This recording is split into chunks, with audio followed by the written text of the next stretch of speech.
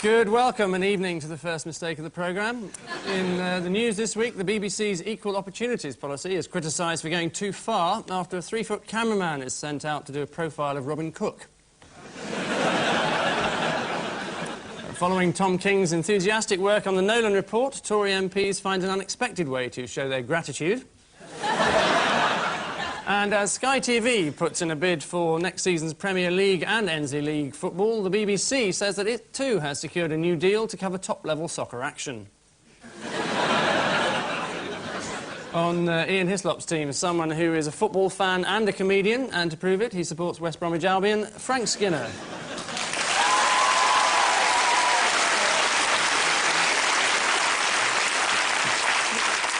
And with Paul Merton tonight, the team captain on the forthcoming Dutch version of Have I Got News For You, described in an Amsterdam paper as the best circumcised comedian in Holland, and tonight hopefully he'll prove it, the comedian part, that is, Raoul Heertje.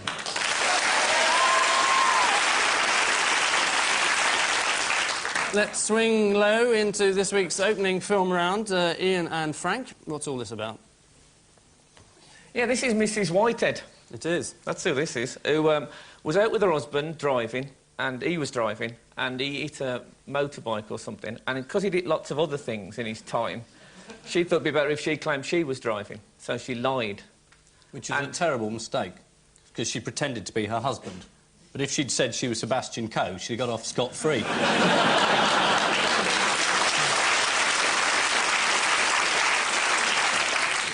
The audience look very blue on this show. I've never noticed. You can't tell when you watch it on the telly. It's like being at a bloody Smurf convention. No, there was a huge protest. The whole country said, we're not having middle-class people put in jail. Quite right, too, so they were let out. And they were very annoyed, the police, because this woman had made up the stuff on her witness statements. And that's the police's job.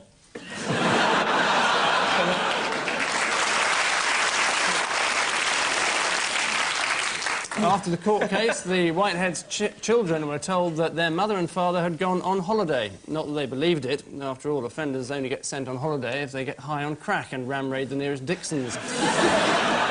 Paul and Raoul, the main story of the week for you.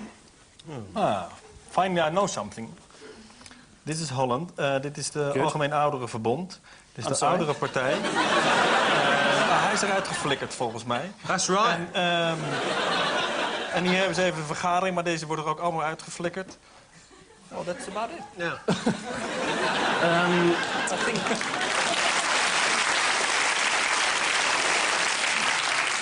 It's not absolutely what I've got on the card, I have to confess. I think the first words were correct, if it's the name of the Old Age Pensioners Party. What was it? Ja, de oudere partij. Yes, Yeah. the Old Age Pensioners Party. There's a pensioners party in Holland.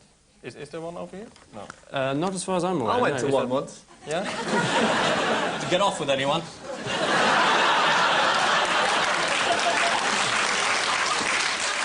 Yeah, so what Do are they the... win? Do they win, these pensioners? No, they're nearly won, but the problem is they're really old, so the leadership changes all the time, so nobody knows. Yes, it is, as I'm sure everyone guessed. It is the story of the new Dutch Old Age Pensioners Party, which is rife with splits, rifts, feuds and factions. The main feud is between former party leader Kees van Wingerden and his younger replacement, Mrs. Jet Nipples. Mrs... Naples. I'm sorry? Naples. It's not funny, but it is. No, it is. Ruins the next 9 jokes. Sorry, yeah. See nipples and die you were about to do, weren't you?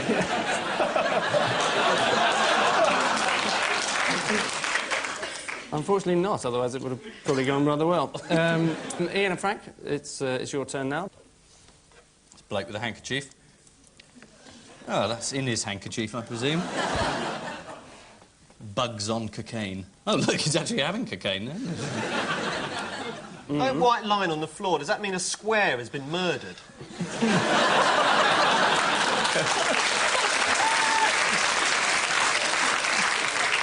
Well, I think this is sick building syndrome.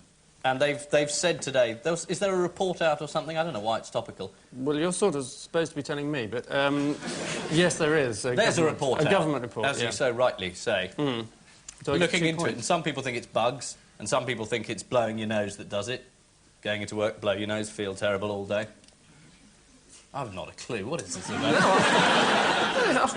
Isn't he right? Yes, it is a new government report identifying something called sick building syndrome. One building in Merseyside is said to have caused epidemics of asthma, dry skin, colds and headaches among the employees working there, although on the plus side it is the headquarters of the Inland Revenue.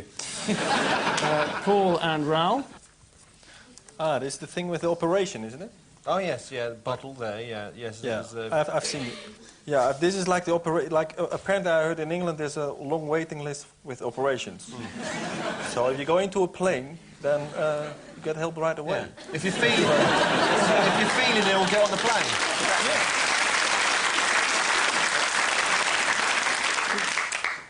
No. But is this woman who knocked over a motorbike or was involved in a motorcycle accident in Hong Kong and thought she'd broken her arm and then was on the plane and sort of suffered breathing problems? Mrs. Whitehead again, is he? No, sadly She claimed not. she was driving the plane. Yeah. But she was pretty lucky. Can you imagine an ordinary flight? They say, oh, God, there isn't a doctor here. Yes, I'm an orthopaedic surgeon, and look, there's a houseman. Good. It's an amazing coincidence. Well, in the case of I'm a Blue Peter presenter, you've got a wire coat hanger, that'll do you. I can make an advent wreath, I should be able to do this all right. The operation with a wire coat hanger took 2 hours in total, 30 minutes of surgery, preceded by 90 minutes of untangling the coat hanger from 6 others. And if Mrs. Dixon has any complaints about her operation, I'm sure British Airways will send someone around immediately to beat the shit out of it. Which medical capers mark an end to this initial examination, and the results so far are that the teams are like the audience of a Cliff Richard concert, all square at 4-all.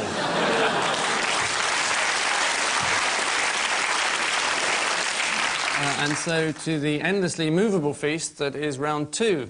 This week we feature those unerring barometers of the nation's tastes, opinion polls, as we introduce Play Your Cards Wrong. Each player gets 6 cards denoting 6 statistics from a recent survey. The aim, as in Pontoon, is to keep on turning over cards to score as close to 21 as possible. The player who gets the highest total without going bust wins 4 points at the end of the round. Paul, your recent survey concerns the percentage of women who would like a hot date with the following people. Hugh Grant, Kenneth Branagh, Tony Blair, Ryan Giggs, Richard Gere and John Major. So I have... He looks like he's been to Amsterdam, doesn't he? John Major. OK, let's see... This is family fortune, isn't it? So 3%, I'll stick. Oh, can I tell you a family... Have you ever played Pontoon? Yeah, I have. I'll stick with that. Yeah. All right, OK, then. Tony Blair. You can do if you wanted. Exactly the same.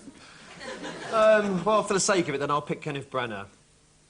5%. Well, I get 13. In Pontoon, I can change my hand, can't I? So I'll have 3 new celebrities, please. Although you have actually only got 11, unfortunately.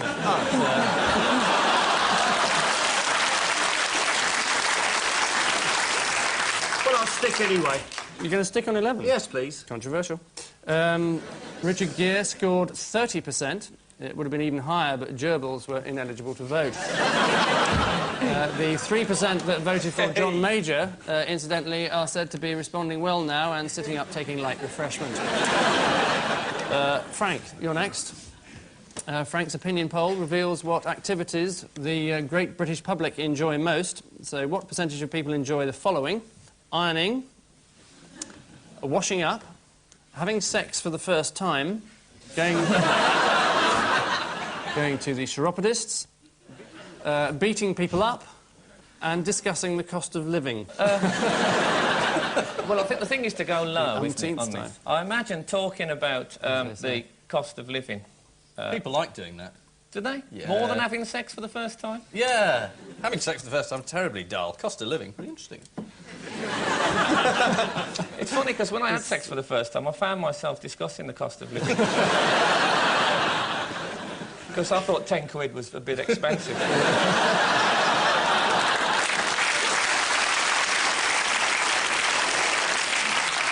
I'd go for that. discussing the cost of living. Discussing the cost of living. OK, let's see how many people enjoyed discussing the cost of living. And it's 39%.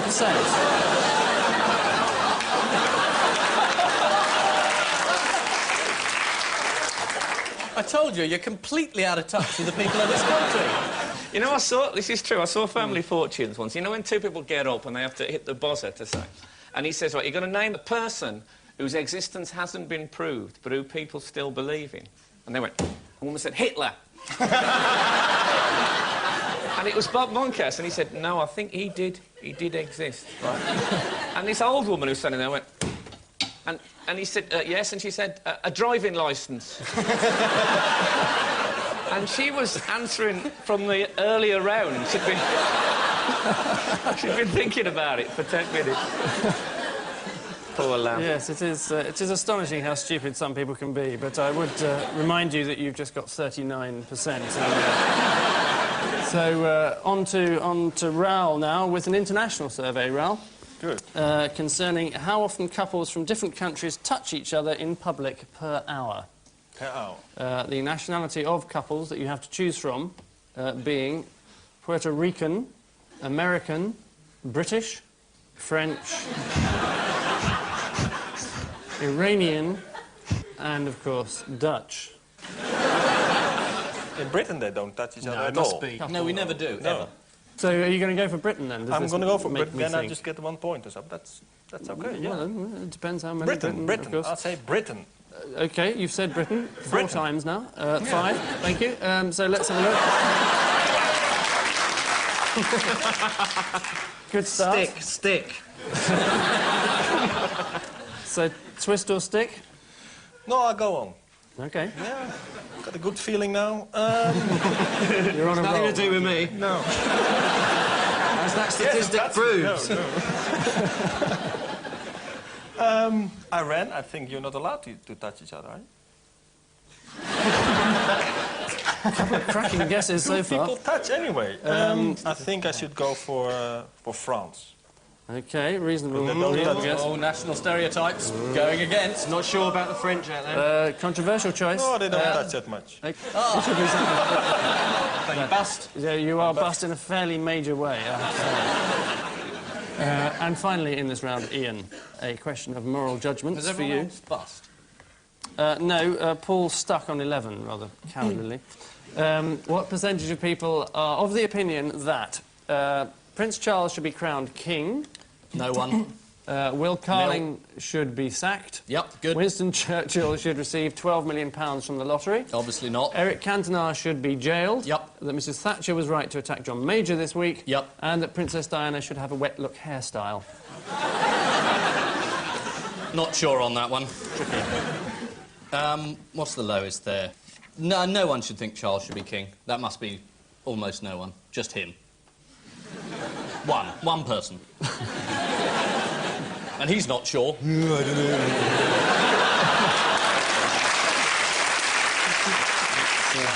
know. Another startling impression. It's incredible, isn't it? Will Carling's filthy. 18. Oh.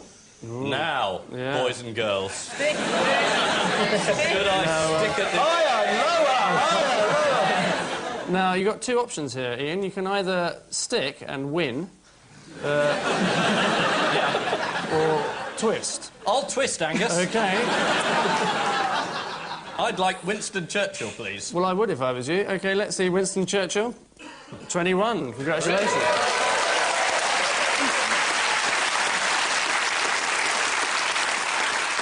So, should I twist again? No, don't. No. You've Like I obviously- did last summer? Chubby checker.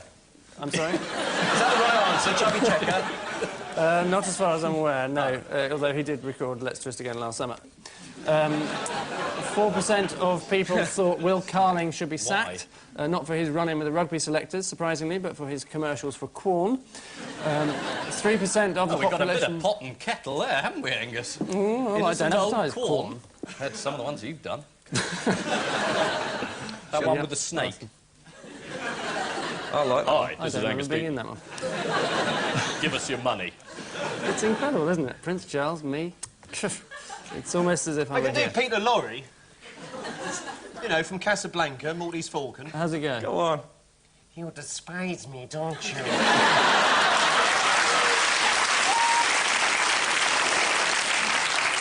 So the winner of that round was Ian with 21, and that means that his resultant 4 points means that the score now reads 8 points to 4 in Ian and Frank's favour.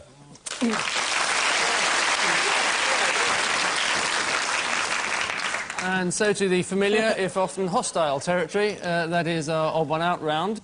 Paul, your famous faces are Norma Early, John Rind, Fred Funk, and Geraldine Gromish. That's impossible. Is Geraldine Gromish the only one who's had an exclusion zone put around her by the United Nations? Could be a dead circle. Yeah. Well, let's see. I mean, let's assume the one at the bottom is a golf course. The woman lying down at the top, let's assume she was hit by a golf ball. Presumably, the odd one out is the golfer because he's hit everybody else with a golf ball and they've gone into various stages of madness afterwards.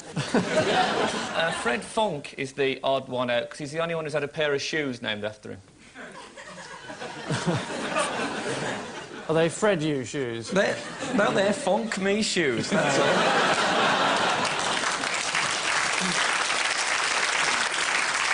Is it Chubby Checker? No. Who's Chubby Checker? So is it Fred? Chubby Checker, let's twist again. Chubby Checker. Now, let Ian tell you who Chubby Checker is. Impression? You with me? Oh, now I know, yeah. Yeah, It he's would there. never be as good as his Jimmy Somerville's anyway, so... which he's doing at the Twist moment. again!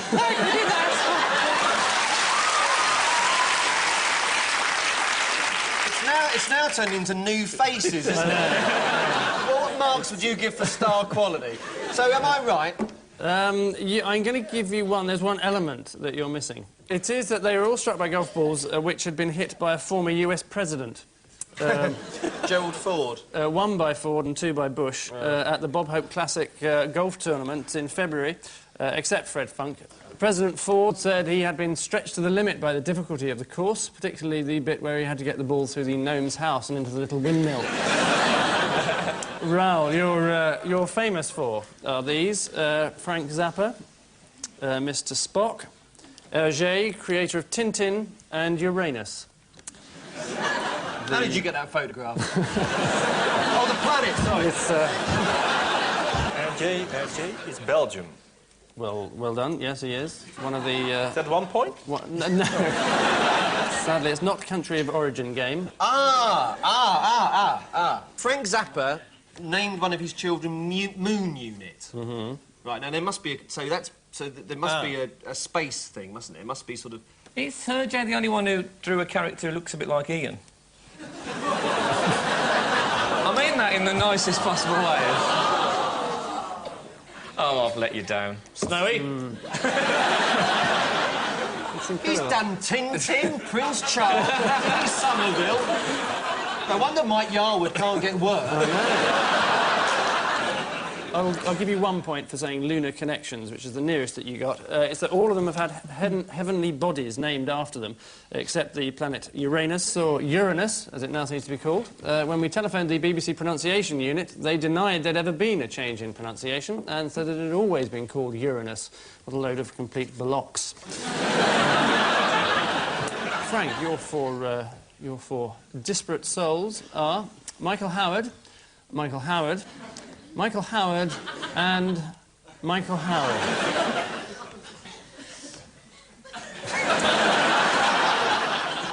Is this the new BT advert? And the caption should be, listen or next time he's naked. I say to Michael Howard. You're guessing now, obviously. Is it anything to do with the fact that you need passport photos for ID cards, which is what Michael Howard's trying to get in? It's nowhere near, sadly, Frank, but the reason is One of them is a good Home Secretary. No, sorry, stupid answer. No. It's a more legal question, actually. Shall I tell you? Yeah, go on. OK. The odd one out is, thank you, surprisingly, Michael Howard, as all the others have been adjudged by the courts to have acted illegally. Last year, Michael Howard acted illegally by refusing to release new evidence that might have proved the innocence of the Bridgewater Four and several others. Only once in 4 instances did a judge come down in Michael Howard's favour over his assumed right to detain any foreigner in a detention centre indefinitely without charge. Still, at least it saves us finding a hotel room for Raoul tonight. In your pick and mix consists of tickets for Oliver, tickets for Frankie Valli, 12 jars of honey and a blowpipe missile. Well, this has got to be freebies, hasn't it? I think this is all things that MPs have declared in the register. This is a guess. But I would think that the MP who tables amendments on the honey and bees bill is probably bribed with 12 lots of honey. Have you any idea who the people involved are, who the MPs are? Is Wiggins bees? Because he's caravans and that sort of stuff. Is he bees? Is Wiggins caravans, same thing. Yeah, exactly. West Country, a lot of bees, a lot of caravans. Yeah. I can A lot of see people the make a mistake, they have a 2-week holiday, go home, oh, look, we're towing a bee. Where's the caravan? Happens all the time down there. It's easily done. You're a football fan at all? I'm a very big football fan. You watch the European... Of course, we final? won. Yeah, that's why I'm happy anyway. Because I was watching it, Alan Parry, he must be about the worst football commentator there is, isn't he? I mean, he's sort of... He comes out with these things like, he said the other night, the way he's controlling this ball, you'd think he had magnetic boots. He has. Yeah, but a ball's not made of iron, is it? Of course, if Duncan Ferguson had magnetic boots, he might have trapped the ball in prison. Duncan Ferguson has just been sentenced to jail, everyone.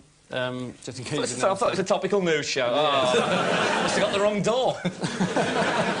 Blind date. So, yes. Is it number 1 who thinks a sexy suit is more important than a fancy hairdo? Or number 2? A little Dutch boy who once put his finger in Greg Dyke. Oh, or is it number 3? The answer is that they've all been declared by MPs as gifts on the register of members' interests, except for the blowpipe missile. David Miller has never received a blowpipe missile, much as we'd like to see it happen, although he does instead receive large amounts of money from the arms business. He enters this in the register of MPs' interests as high-technology manufacturing. So if you see an entry marked high technology fiscal withdrawal, you'll know you've just taken part in an armed robbery. which unsavoury revelations bring us bang to rights at the end of round 3, and it would appear that Paul and Raoul have a virtually lifeless 6, while Ian and Frank enjoy a vibrant 12.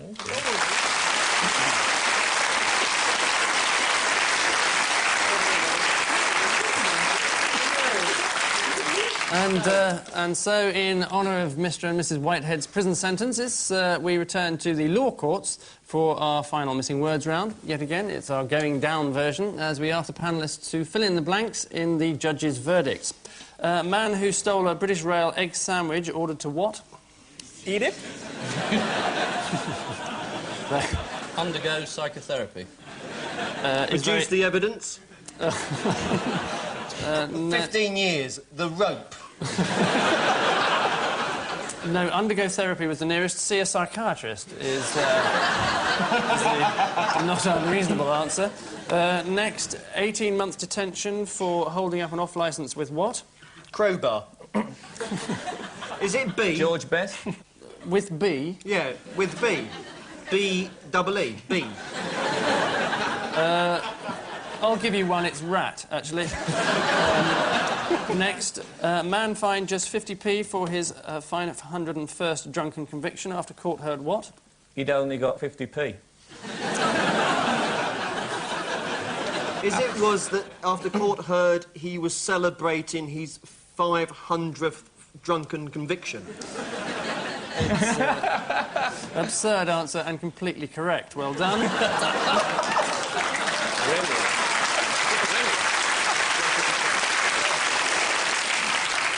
Next, £10 for what dressed as chicken? For a man who went to House of Commons fancy dress ball dressed as a chicken. He won first prize. is the wrong answer. Fancy dress, though, isn't it? It is... Is it Moroccan schoolboy? Are you answering the same question? I think so. Running on stage during a performance of A Midsummer Night's Dream is what you were about to say, obviously. How on earth has anyone in this studio or this country meant to get these answers right? What sort of quiz is this? Well, it's like saying, right, what's the answer? No question, what's the answer? That's fair. And we sit here going, Gibraltar, whiskey, mustard. Well, Can I take it from this that we're winning at the moment? Oh, absolutely. how did you get celebrating his 500th conviction, then? I remembered it. Well, that's what we were hoping you'd do with this one. Which you obviously didn't. And finally, libel victors settlement includes right to what journalist? Murder? Has that been introduced? Well, I can't do questions about libel victors, since I've never won one. Well, exactly. Yeah, but I very nearly did last week. The judge threw the case out and told us both to go away and pay our own costs. And we called that a win.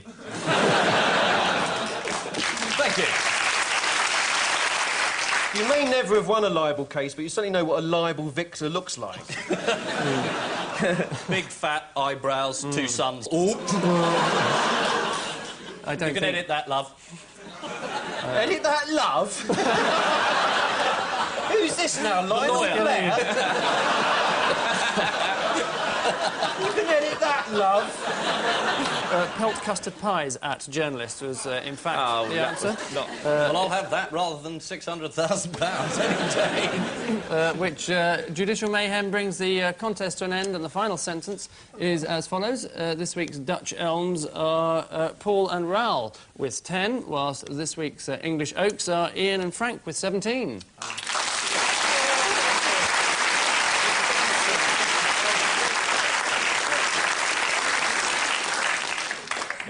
The chance to have a hot date with Richard Gere to our winners, the chance to discuss the cost of living with his chiropodist to our losers. And I leave you with news that the 35th Mounted Gurkhas have arrived in Britain to give a useful demonstration of table napkin folding techniques. Cricket and England manager Ray Illingworth's new regime of exercise and cold showers begins a little sooner than Mike Atherton had anticipated. And once again, John Major finds himself in the wrong place at the wrong time.